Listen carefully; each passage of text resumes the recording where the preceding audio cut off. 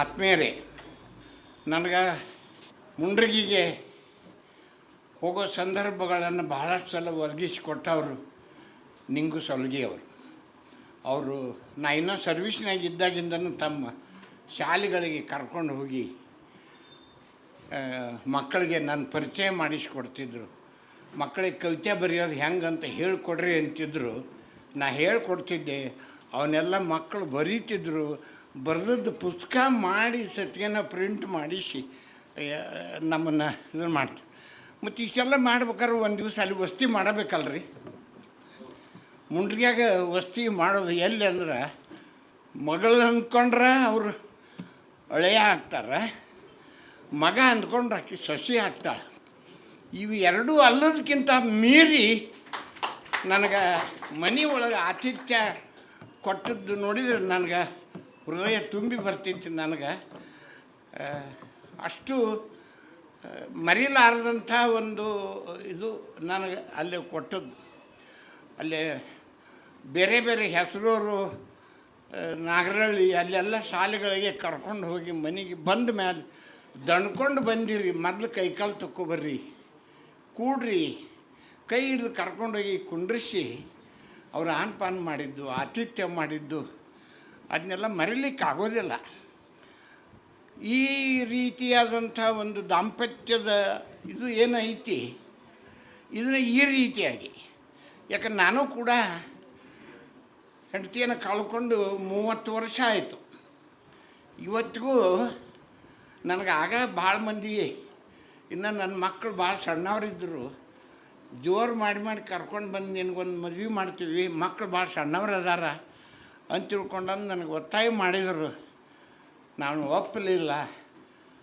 ಒಪ್ಪಲಿಲ್ಲ ಅಂತಲೇ ಇದ್ದ ಮಕ್ಕಳಿಗೆ ತಂದೆಯಾದವ ತಾಯಿಯಾಗಿ ಸೇವಾ ಮಾಡೋಕ್ಕೆ ಸಾಧ್ಯ ಆಯ್ತು ನನಗೆ. ಅಂಥ ಒಂದು ಇದನ್ನು ನಾವು ಕಳ್ಕೊಂಡಿದ್ದೆ. ಹಾಕಿ ತೀರ್ಕೊಂಡಾಗ ನನಗೆ ಅಂತ್ಯ ಸಂಸ್ಕಾರಕ್ಕೆ ಹೋಗೋಕ್ಕೆ ಆಗಲಿಲ್ಲ.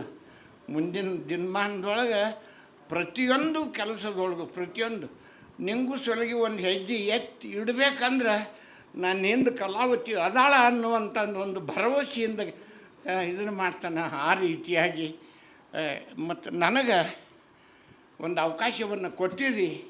ನೀವು ಸಮಯ ಕೊಡೋದು ಬೇಡ. ನಾನು ಈ 2-3 ಮಾತಿನೊಳಗೆ ನನ್ನ ಮತ್ತು ಅವ್ರ ಸಂಬಂಧ ಹೆಂಗೆ ಮತ್ತು ನನ್ನ ಭಾವನೆ ಏನು ಅನ್ನೋದನ್ನು ತಾವು ಅರ್ಥ ಮಾಡಿಕೊಂಡ್ರಿ ಅಂತ ತಿಳ್ಕೊಂಡು ನಾನು ಮಾತು ಮುಗಿಸ್ತೇನೆ. ಎಲ್ಲರಿಗೂ ನಮಸ್ಕಾರ. ಕಲಾ ಶಿಕ್ಷಣ ಮತ್ತು ಸಂಸ್ಕೃತಿ ಪ್ರತಿಷ್ಠಾನದ ನೆಪದೊಳಗೆ ನಮ್ಮ ಚಿಲಿಪಿಲಿ ಮಕ್ಕಳ ಸರ್ವಾಂಗೀಣ ಪ್ರಗತಿಯ ಚಿಂತನೆಯನ್ನು ಮಾಡ್ತಕ್ಕಂಥ ಸಂಸ್ಥೆ, ಅದರೊಡಗೂಡಿ ಬೆಳಗಿನ 10:30ರಿಂದ ಈಗಾಗಲೇ 5 ಗಂಟೆ ಆಗಿದೆ. ಸತತವಾಗಿ ಈ ರಾಹ ದೇಶಪಾಂಡೆ ಭವನ ತುಂಬಿದ್ದು ನೋಡಿದರೆ ಬಹುತೇಕ ಮಕ್ಕಳ ಬಗ್ಗೆ ಚಿಂತನೆಯನ್ನು ಮಾಡ್ತಕ್ಕಂಥವ್ರು ಕೊರತೆ ಇಲ್ಲ ಅಂತ. ಈ ಅವಧಿಯೊಳಗೆ ನಾನು ಕಂಡುಕೊಂಡದ್ದೇನು ಅಂದರೆ, ಮೊದಲನೇದ್ದು ನಿಂಗೂ ಸಲಿಗೆಯವರು ಹಗಲೆಲ್ಲ ತಮ್ಮ ಮಾತಿನೊಳಗೆ ಹೇಳ್ತಾರೆ, ಕೂಡೋದು ಕೂಡೋದು, ಕಟ್ಟೋದು. ಶಂಕರ್ ಹಲಗತ್ತಿಯವರಿಗೆ ಕಟ್ಟಿ ಹಾಕೋದು ಗೊತ್ತದ. ಅವ್ರು 3ನೇ ಶಬ್ದ ಹೇಳೋದಿಲ್ಲ, ಇವರು 3ನೇ ಶಬ್ದ ಮಾಡಿ ತೋರಿಸ್ತಾರೆ. ಅಂಥೇಳಿ ಇಷ್ಟು ಜನರನ್ನು ಕಟ್ಟಿ ಹಾಕ್ಕೊಂಡು ಕೂಡಿ ಕಟ್ಟೋ ಕೆಲಸವನ್ನು ಮಾಡಿ, ನಮ್ಮ ಬೆಳಗಿರೆಯವರು ಮುಂಜಾನೆ ಒಂದು ಮಾತು ಹೇಳಿದರು, ಇಲ್ಲಿ ಇಷ್ಟೆಲ್ಲ ಚಿಂತನೆಯನ್ನು ಮಾಡಿ ಹೊರಗೆ ಹೋಗಬೇಕಾದ್ರೆ ಹೊಸ ಚಿಂತನೆಯೊಂದಿಗೆ ಹೊರಗೆ ಹೋಗೋಣ ಅಂತ ಹೇಳಿದರು. ಆ ಚಿಂತನೆಯನ್ನು ಕೂಡ ಇವತ್ತಿನ ದಿವಸ ಇಲ್ಲಿ ವ್ಯಕ್ತ ಮಾಡಿದ್ದದ. ಯಾವುದೇ ವಿಶ್ವವಿದ್ಯಾಲಯದೊಳಗೆ ಮಕ್ಕಳಿಗಾಗಿ ಚಿಂತನೆ ಮಾಡ್ತಕ್ಕಂಥ ಒಂದು ಅಧ್ಯಯನ ಪೀಠ ಸ್ಥಾಪನೆ ಆಗುವಂಗೆ ನಾವೆಲ್ಲ ಒತ್ತಾಯ ಮಾಡಬೇಕು ಅನ್ನುವಂಥ ಒಂದು ಗಟ್ಟಿ ನಿರ್ಧಾರವನ್ನು ಇಲ್ಲೇನು ನಾವು ಮಾಡೀವಿ ಅದನ್ನು ನಾವು ಮುಂದುವರಿಸೋಣ. ಕೆಲವು ಮಾತುಗಳನ್ನ ನಮಗೆ ಹಿಡಿಸಿದ್ವು. ರೈತ ಬೀಜವನ್ನು ಬಿತ್ತಿದರೆ ಉತ್ತಮವಾಗಿರ್ತಕ್ಕಂಥ ಬೆಳೆಯನ್ನು ಬೆಳೀಲಿಕ್ಕೆ ಪರಿಶ್ರಮ ಪಡ್ತಾನೆ. ಶಿಕ್ಷಕ ಆಗಿರ್ತಕ್ಕಂಥವ ಜ್ಞಾನದ ಬೀಜವನ್ನು ಬಿತ್ತಿದರೆ ಜ್ಞಾನವಂತ ಮಕ್ಕಳನ್ನು ಬೆಳೆಸಲಿಕ್ಕೆ ಸಾಧ್ಯ ಅದ ಅನ್ನುವಂಥ ಮಾತು ಬಹುತೇಕ ಶಿಕ್ಷಕರಾಗಿರ್ತಕ್ಕಂಥವ್ರಿಗೆ ಗೊತ್ತದೆ. ಆದರೆ ಒಬ್ಬ ಶಿಕ್ಷಕ ಸಾಹಿತಿ ಆಗಬೇಕು ಅಂತಾದರೆ ಸತತ ಅಧ್ಯಯನ ಬೇಕು, ಪರಿಸರವನ್ನು ಅರ್ಥ ಮಾಡ್ಕೊಳ್ಬೇಕು, ನಮ್ಮ ಜಾನಪದದ ಸೊಗಡಿನ ಪರಿಕಲ್ಪನೆ ಇರಬೇಕು. ಅವುಗಳನ್ನು ಶಬ್ದದೊಳಗೆ ಕಟ್ಟಿ ಹಾಕ್ತೀವಿ ಅನ್ನುವಂಥ ಗಟ್ಟಿತನ ಬೇಕು ಅನ್ನುವಂಥದ್ದನ್ನು ಚಂದ್ರಗೌಡ ಅವರ ಸಾಹಿತ್ಯ ಗೀತೆಗಳ ಮುಖಾಂತರವಾಗಿ ಇವತ್ತು ಸ್ಪಷ್ಟವಾಗಿ ನಾವು ತಿಳ್ಕೊಂಡು, ನಾವು ಇಲ್ಲಿವರೆಗೆ ನಾನು ತಿಳ್ಕೊಂಡದ್ದು ಮಕ್ಕಳ ಬಗ್ಗೆ ಮಾತ್ರ ಕವಿತೆಗಳನ್ನು ಬರೀತಕ್ಕಂಥ ಒಬ್ಬ ವ್ಯಕ್ತಿ ಅಂತ ತಿಳ್ಕೊಂಡು, ಅದರ ಬರೀ ಶಿಶು ಗೀತೆಗಳಲ್ಲ, ಒಗಟುಗಳು, ಚುಟುಕುಗಳು, ವೈಜ್ಞಾನಿಕ ಗೀತೆಗಳು, ತ್ರಿಪದಿಗಳು, ಅಂದರೆ ಯಾವುದನ್ನು ಅವರು ಬಿಟ್ಟಾರ ಅಂತ ನಾವು ಸರ್ವಜ್ಞನಿಗೆ ಹೇಳ್ತಿದ್ವಿ. ಆಡು ಮುಟ್ಟದ ಗಿಡವಿಲ್ಲ, ಸರ್ವಜ್ಞ ಬರೆಯದ ವಿಷಯವಿಲ್ಲ ಅಂತ ತಿಳ್ಕೊಂಡು, ಹಂಗೆ ಇವತ್ತು ಚಂದ್ರಗೌಡ ಅವರು ಬರೀಲಾರದಂಥ ವಿಷಯ ಯಾವುದೂ ಇಲ್ಲವೇ ಇಲ್ಲ ಅಂತ ಅನ್ನಿಸ್ತದೆ. ಆದರೆ ಚಿಂತೆ ಏನು ಅಂದರೆ, ಇಡೀ ದಿವಸ ಇಲ್ಲಿ ಕುಂತ್ಕೊಂಡು ಚಿಂತನೆಯನ್ನು ಮಾಡಿ ವಿಚಾರಗಳನ್ನು ವ್ಯಕ್ತ ಮಾಡಿ ಇಲ್ಲಿದ್ದವರಿಗೆ ಮಾತ್ರ ಮನದಟ್ಟಾಗ್ಲಿಕ್ಕತ್ತದ ಹೊರತಾಗಿ ಯಾರು ಶಿಕ್ಷಣದ ಬಗ್ಗೆ ಕಾಳಜಿ ಮಾಡ್ತಕ್ಕಂಥ ಒಂದು ಆಡಳಿತದೊಳಗಿದ್ದಾರೆ, ಸರ್ಕಾರದೊಳಗಿದ್ದಾರೆ, ಅಥವಾ ಶಿಕ್ಷಣ ಇಲಾಖೆಯೊಳಗಿದ್ದಾರೆ, ಈ ನಮ್ಮ ಕಳಕಳಿ ನಮ್ಮ ಕೂಗು ಯಾಕೆ ಮುಟ್ಟುವಲ್ದು ಅಂತ. ಅದಕ್ಕೆ ಹಳ್ಳಿ ಭಾಷೆಯೊಳಗೆ ಹೇಳ್ತಾರೆ, ಗುಡ್ಡಕ್ಕೆ ಒದರಿದ ನಾಯಿ ಏನೋ ಹಾಯ್ಸತ್ ಹೋತು ಅಂಥೇಳಿ. ಹಂಗೆ ಮಕ್ಕಳ ಚಿಂತನೆಯನ್ನು ಮಾಡ್ತಕ್ಕಂಥವ್ರ ಬದುಕು ಹಿಂಗೆ ಆಗ್ಲಿಕ್ಕತ್ತದೇನೋ ಅಂತ.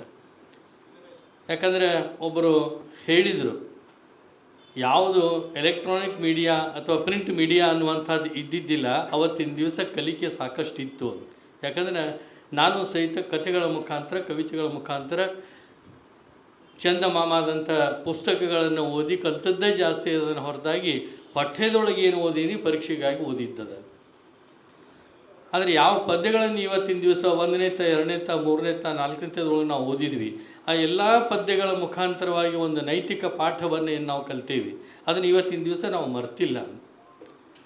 ಅಂಥ ಓದು, ಅಂಥ ಕಲಿಸುವಿಕೆ, ಅಂಥ ಕಲಿಕೆ, ಅಂಥದ್ದನ್ನು ಕಲಿಸು ಅಂತಕ್ಕಂಥ ಇಲಾಖೆ, ಅಂಥದ್ದನ್ನು ಕಲಿಸುವಂಥ ಅಗತ್ಯ ಅದ ಅಂತ ಹೇಳ್ತಕ್ಕಂಥ ಸರ್ಕಾರದ ಭಾಗ ಇವತ್ತಿನ ದಿವಸ ಇಲ್ಲ ಆಗಿರೋದು ನಮಗೆ ಚಿಂತೆ. ಯಾಕಂದರೆ ನಮ್ಮ ರಾಮಾಪುರವ್ರು ಹೇಳಿದರು, ಅಂಕಗಳನ್ನು ನಾವು ಬೆನ್ನು ಹತ್ತೀವಿ. ನಾವಲ್ಲ, ಶಿಕ್ಷಕರು ಮಾತ್ರ ಅಲ್ಲ, ಪಾಲಕರು ಬೆನ್ನು ಹತ್ಯಾರ, ಮಕ್ಕಳಿಗೂ ಅದನ್ನು ಬೆನ್ನು ಹಚ್ಚಾರ. ಪಠ್ಯ ಪುಸ್ತಕಗಳನ್ನು ಬಿಟ್ಟರೆ ಅಥವಾ ಗೈಡ್ಗಳನ್ನು ಬಿಟ್ಟರೆ ಅಥವಾ ಸಿದ್ಧ ಪ್ರಶ್ನೆ ಉತ್ತರಗಳ ಪುಸ್ತಕಗಳನ್ನು ಬಿಟ್ಟರೆ ಇತರೆ ಪುಸ್ತಕಗಳನ್ನು ಓದು ಅಂತಕ್ಕಂಥ ಹವ್ಯಾಸ ಯಾರಲ್ಲಿನೂ ಇಲ್ಲ. ನೋಡಿ ಕಲಿ, ಮಾಡಿ ಕಲಿ, ಓದಿ ಕಲಿ, ಕೇಳಿ ಕಲಿ ಅಂತ ನಾವೆಲ್ಲ ಹೇಳ್ತೀವಿ. ಅವ್ರು ನೋಡೋದೇನು, ಕೈಯೊಳಗೆ ಮೊಬೈಲ್. ನಾವು ತಿಳ್ಕೊಂಡಿವಿ ಅಗತ್ಯ ಇರತಕ್ಕಂಥದ್ದನ್ನು ಮಾತ್ರ ನೋಡ್ತಾರ ಅಂಥೇಳಿ ಅನಗತ್ಯವಾಗಿರ್ತಕ್ಕಂಥ ಸಂಗತಿಗಳನ್ನು ನೋಡಿ ಇವತ್ತಿನ ದಿವಸ ಸಂಸ್ಕೃತಿ ಹೀನರಾಗ್ತಕ್ಕಂಥ ಮಕ್ಕಳನ್ನು ನಾವು ಕಾಣ್ತಾ ಇದ್ದೀವಿ. ಈ ಎಲ್ಲ ದೃಷ್ಟಿಯಿಂದ ಇವತ್ತು ಅಗತ್ಯ ಇರೋದು, ನಾ ಮತ್ತೆ ಬಿಳಿಗೇರಿ ಸರ್ ಮಾತನ್ನು ನೆನಪಿಸ್ತೇನೆ. UGC ಯೂನಿವರ್ಸಿಟಿಗೆ ಬೇಕಾಗಿಲ್ಲ, UGC ಅನ್ನುವಂಥದ್ದು ಪ್ರಾಥಮಿಕ ಹಂತಕ್ಕೆ ಬೇಕು. ಅಡಿಪಾಯವನ್ನು ನಾವು ಗಟ್ಟಿ ಮಾಡಿ ಪ್ರಾಥಮಿಕ ಪ್ರೌಢ ಹಂತದೊಳಗೆ ಓದುವಂಥ ಹವ್ಯಾಸವನ್ನು ನಾವು ಕಲಿಸಿಬಿಟ್ರೆ ಉಚ್ಚ ಶಿಕ್ಷಣದೊಳಗೆ ನಾವು ಓದು ಅನ್ನುವಂಥ ಅವಶ್ಯಕತೆ ಇಲ್ಲ. ಮಕ್ಕಳು ತಾವಾಗಿನ ಓದ್ತಾರೆ, ತಾವಾಗಿನ ಕಲಿತಾರೆ, ತಾವಾಗಿನ ತಮ್ಮ ಬದುಕನ್ನು ಆಯ್ಕೆ ಮಾಡ್ಕೊಳ್ತಾರೆ ಅನ್ನುವಂಥ ಮಾತಿನೊಳಗೆ 100ಕ್ಕೆ 100 ಸತ್ಯ ಅದ. ಆ ನಿಟ್ಟಿನೊಳಗೆ ಸರ್ಕಾರವನ್ನು ಒತ್ತಾಯಿಸ್ತಕ್ಕಂಥ ಅಥವಾ ಸರ್ಕಾರದೊಳಗೆ ಇರ್ತಕ್ಕಂಥ ಶಿಕ್ಷಣ ಇಲಾಖೆಯ ಒಂದು ಭಾಗ ಅಂತ ತಿಳ್ಕೊಂಡಿರೋದ, ಅದರೊಳಗೆ ತಿಳುವಳಿಕೆ ಇದ್ದವರನ್ನು ಕಟ್ಟಿ ಹಾಕಿ ಅವರನ್ನು ಗಟ್ಟಿ ಮಾಡ್ತಕ್ಕಂಥ ಮತ್ತು ವಿಶ್ವವಿದ್ಯಾಲಯದೊಳಗೆ ಮಕ್ಕಳಿಗಾಗಿ ಚಿಂತನೆ ಮಾಡ್ತಕ್ಕಂಥ ಒಂದು ಪೀಠ ತಯಾರಾಗಬೇಕು ಅನ್ನೋ ದೃಷ್ಟಿಯೊಳಗೆ ನೀವೆಲ್ಲ ಪ್ರಯತ್ನ ಮಾಡೋಣ. ಅಂದ್ರೆ ಮಾತ್ರ ಇಡೀ ದಿವಸ ಇಲ್ಲಿ ಕೂತು ಮಾತುಗಳನ್ನ ಕೇಳಿ ಚಂದ್ರಗೌಡರು ಒಂದು ನೆಪ ಮಾತ್ರ, ಆದರೆ ಚಿಂತನೆ ಆಗಬೇಕಾದದ್ದು ಅವ್ರು ಹೇಳಿದಂಗೆ ಕೂಡೋದು, ಕಟ್ಟಿ ಹಾಕೋ ಕಲೆ ಶಂಕರ ಹಲಗತ್ತಿಯವ್ರಿಗೆ ಗೊತ್ತದೆ. ಅದಕ್ಕಿದು ಮತ್ತೆ ಒದರಿ ಅದೇನೋ ಅಂತ ಆ ರೀತಿ ಆಗೋದು ಬೇಡ. ಸ್ವಲ್ಪ ಆದರೂ ಇದು ಸಾರ್ಥಕತೆಯನ್ನು ಪಡೀಲಿ ಅನ್ನುವಂಥ ಆಶಯವನ್ನು ವ್ಯಕ್ತ ಮಾಡಿ ನನ್ನ ಮಾತುಗಳನ್ನ ಮುಗಿಸ್ತೇನೆ. ನಮಸ್ಕಾರ.